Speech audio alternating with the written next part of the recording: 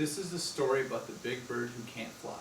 One of the things that the big bird does is he squawks, and we want to squawk like this.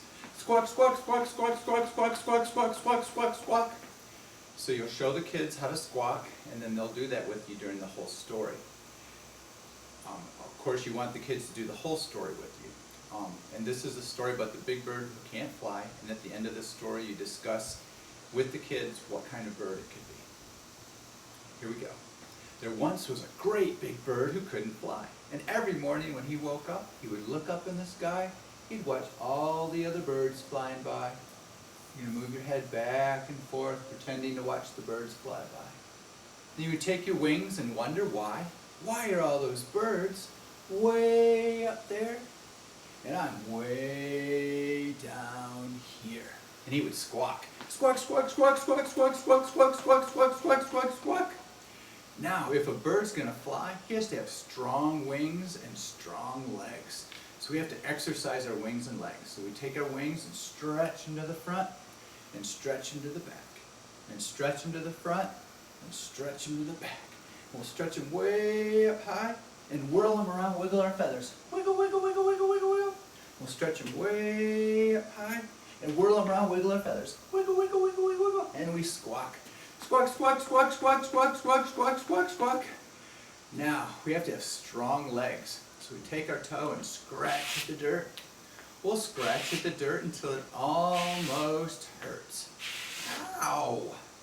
We take our other toe and scratch at the dirt. We scratch at the dirt until it almost hurts. Ow! We have to spread our legs apart. We'll stretch to the left and stretch to the right and stretch, stretch, stretch with all our might. Stretch to the left and stretch to the right and stretch, stretch, stretch with all our might. And we squawk again. Squawk, squawk, squawk, squawk, squawk, squawk, squawk, squawk. Now, with all that exercising, our bird's tired. He needs a break. So what does a bird do on a break? He bends over and pecks at the ground. Peck, peck, peck, peck, peck, peck, till a big juicy worm is found. He goes,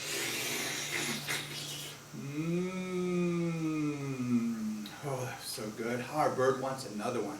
So he bends over and pecks at the ground. Peck, peck, peck, peck, peck, till a big juicy worm is found.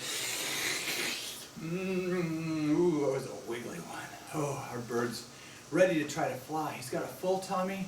He's got strong wings and legs. So he starts flapping his wings and moving his feet and going faster and faster and faster and jumping up and down trying to fly.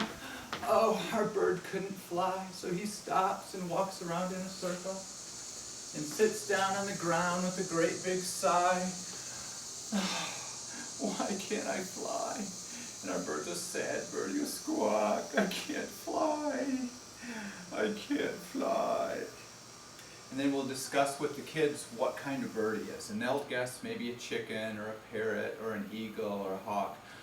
We go through all of that and say, oh, good guess. But he's an ostrich. And ostriches are big birds and they're very fast, but they can't fly. But one thing our big bird likes to do is stick his head in the sand.